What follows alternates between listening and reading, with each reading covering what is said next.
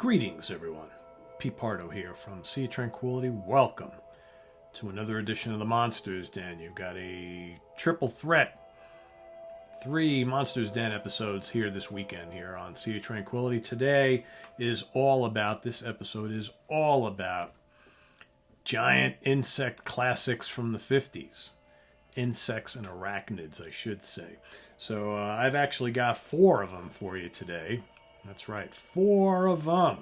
A 4-pack of giant creepy crawly terrors, right? So the first one we're going to talk about here today is pretty much the one that started it all for the most part. 1954's Them. Okay, of course you know it well. Those giant ants running around all over the place. This is basically the film that started that whole craze of the big bugs.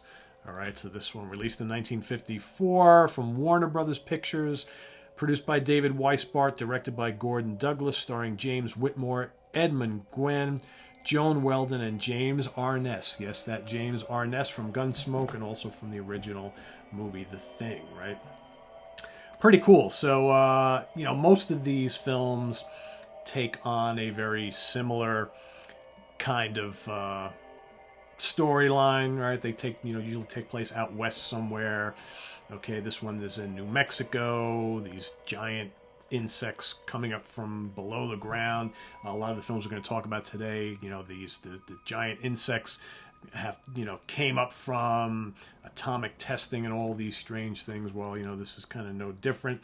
And once they start rampaging around, mankind or the local town or whatever has to find a way to stop them, right? Here, very practical effects here. Almost kind of crude in a way, so they opted not to go with like stop motion photography. Instead, they built these like gigantic ant creatures. They're almost like marionette, kind of like puppets, so to speak. They had some that were smaller for the close-up shots, and then the bigger ones, obviously, they move kind of mechanical. So I'm sure they had all sorts of pulleys and things like that, but still pretty creepy because who doesn't get creeped out by bugs, right? And there's a lot of them. Okay, so here this whole film is basically them trying to figure out a way to rid the human race of these giant ants, right? So, and there's nothing like getting caught in the lair or the ant hill, right? There were a whole bunch of them all over the place. How do we extinguish them as quickly as possible, right? So that's kind of like the theme of this here movie. And this started a whole craze. This, again, the 50s, post-World War II, the atomic age. So Japan was doing, had Godzilla, right? This is a number of years after King Kong. So, of course, let's introduce some more giant monsters, and why not use monsters that we're familiar with? Insects. Here, ants. So this one is the first one here we got today. The one to follow that, so that was 1954, so 1955. Here we got a Universal film, Tarantula. This is actually really good. So this is a little bit different. So the 4 movies we're going to talk about today, 2 of them actually use like giant almost puppets. This one and another one we're going to talk about. One of them uses puppets in conjunction with stop motion photography, whereas this one basically used footage of live tarantulas and then superimpose that over the various scenes of destruction, right? Which I think perhaps is the most chilling out of all of them, because I don't know too many people who aren't freaked out by spiders and specifically tarantulas. So the sight of a spider, especially a giant one, is enough to freak me out. So the whole story about this here, you've got this scientist guy, and also in this film, produced by William Allen, directed by Jack Arnold, starring John Agar, Mara Corday, and Leo G. Carroll, right? So here you've got an older scientist who's experimenting with this kind of like a protein serum that he's injecting into mice and into all sorts of different small animals and creatures, and then watching them slowly grow to gargantuan size without feeding them regular food, just feeding them this serum. So he also is doing that on a tarantula who's getting about the size of a dog at the time, and he's got all these animals and insects and things in these little cages in his laboratory, right? Well, also one of his co-workers, right, also gets injected with this serum. But in humans, instead of making you big, it kind of distorts your features and turns you into kind of like, kind of a weird looking kind of creature, right? And in fact, the one guy that he works with, that the doctor works with here, who in the beginning of the film they show him, if you look really carefully, he kind of reminds me of, if you've ever seen Abbott and Costello meet Dr. Jekyll and Mr. Hyde. Well, if you remember Boris Karloff's makeup as he turns into Mr. Hyde in that film, almost identical. It's almost like they reused that same kind of, makeup or mask on him, right? So he's in the beginning of the film, but then all of a sudden, a fire erupts at the laboratory, kills most of the test subjects in there, except, of course, that growing, very big tarantula winds up escaping and goes out to the desert, because I think this takes place in Nevada, I believe. And but weirdly enough, this tarantula, because I think the way the film is set up in the beginning is you have to keep giving them these injections to get them to continue to grow. So this tarantula escapes. The scientist guy thinks that tarantula is dead along with all the other, the guinea pig and the rat and all the other test subjects. But no, he's escaped. But this tarantula keeps growing. Keeps growing and growing and growing till little by little starts killing people out there in the world.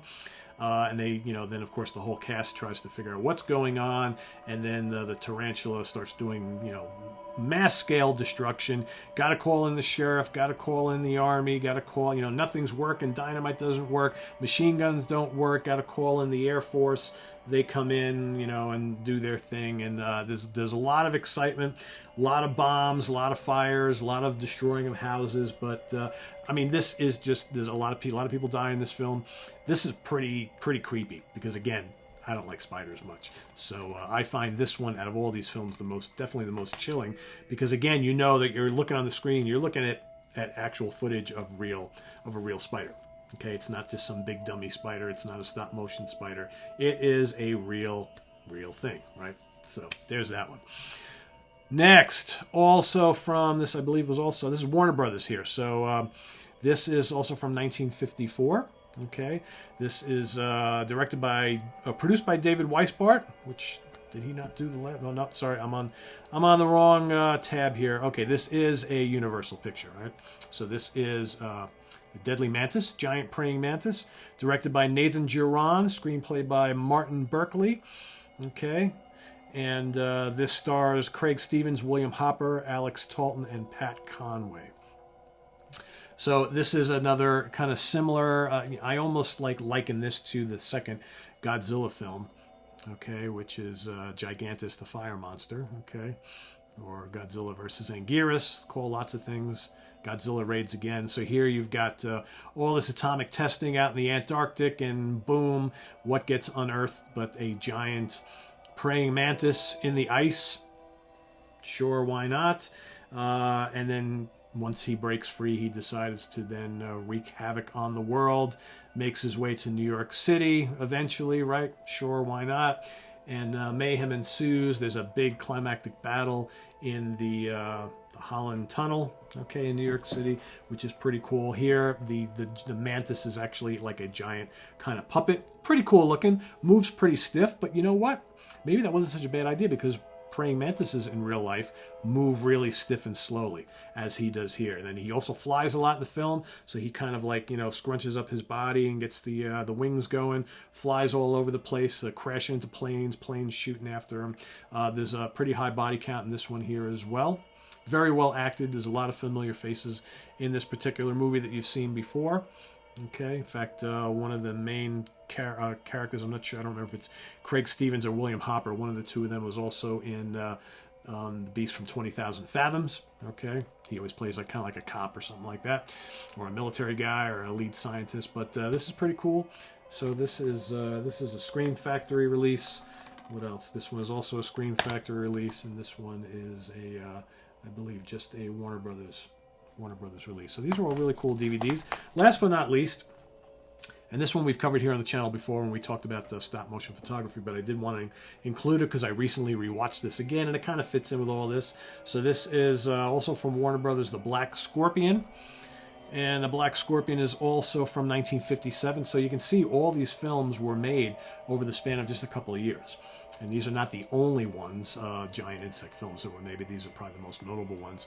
So this one took place originally in Mexico, right? So a lot of kind of Western, out west of the United States, a lot of those scenes there. This is produced by Jack Dietz and Frank Melford, directed by Edward Ludwig, starring Richard Denning, Mara Corday, once again, she was in one of the earlier films here, Carlos Rivas, and Mario Navarro, with stop-motion effects by Willis O'Brien and a couple of his assistants. Of course, Willis O'Brien worked on the King Kong and Son of Kong and Mighty Joe Young, the Giant Behemoth, as well as a few other flicks. Okay, so Willis O'Brien, one of the, Ray Harryhausen is looked at as the guy who took stop-motion effects to its zenith, but the guy who really jump-started that whole movement of special effects, and really with King Kong really got it all started spectacularly, was Willis O'Brien. Willis O'Brien actually was the mentor of Ray Harryhausen. So here you have creatures getting unearthed out of a volcano, right? So you got these giant scorpions that are living underground beneath the Earth's surface, okay? And this volcano erupts in Mexico, and wouldn't you know it, with that volcano eruption, these fissures open in the earth, whatever, out come the giant scorpions. There's also all sorts of other giant things down there. Really interesting scene where the scientists go into the volcano, right? Because they go down there to try and see if they can kill some of these scorpions, because that's obviously where they're living. And they find that there's tons of scorpions down there. There's tons of giant spiders down there. There's giant worms down there. And rumor has it that a lot of these kind of underground giant creatures that were shown in this film, specifically in this scene, were original creations meant to be in King Kong in that lost scene, the spider pit sequence, right? The spider pit, I should say, sequence. So if you remember in King Kong, where all the crew of the ship were on the log, and Kong is turning the log and eventually throws the log down and everybody goes falling down below.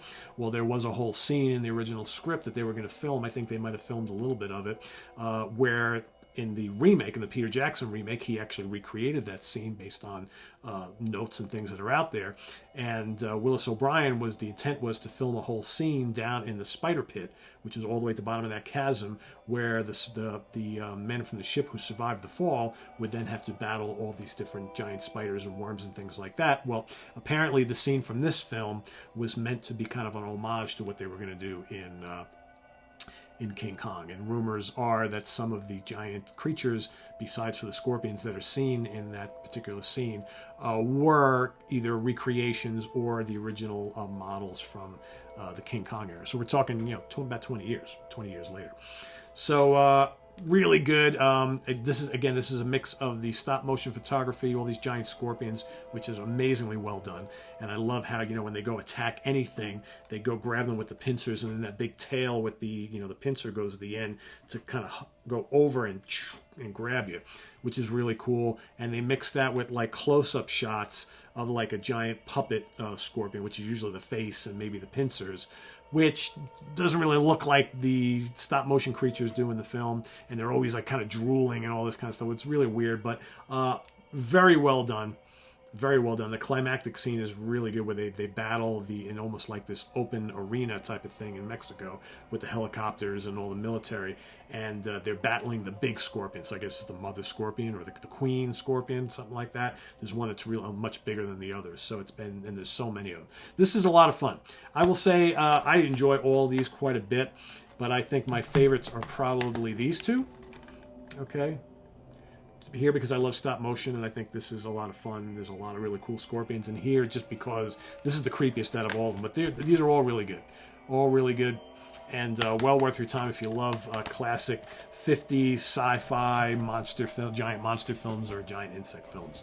So a lot of fun. I really enjoy watch these in back-to-back succession. Sometimes it's really cool when you do that, when you're watching kind of similar films, one after another, it makes you really kind of appreciate them even more. So there you have it. Giant insect films, giant arachnid films, whatever you want to call it, from the 50s. Curious to see your comments below. Do you dig these? Are there any other ones that I didn't mention that you really like as well from this same time period? I know there's later ones that happened back in the 70s and 80s, but kind of the 50s was kind of when this was all pretty new, so I really dig these a lot. So Visit us on the web at www.seaoftranquility.org. We're on Facebook, we're on Twitter. Of course, we're here on YouTube all the damn time. Stay tuned for all sorts of music stuff happening this week, including tomorrow evening, Monday night must-see TV with the Hudson Valley Squares, all sorts of other stuff happening this week. You'll get more Monsters Den later in the week with both Chris Allo and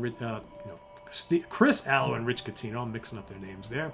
As well as all sorts of other music stuff. Martin Popoff and I will be back together on Friday. So that's coming up this week, too. A really cool little show that we got in the works for you. So stay tuned for that.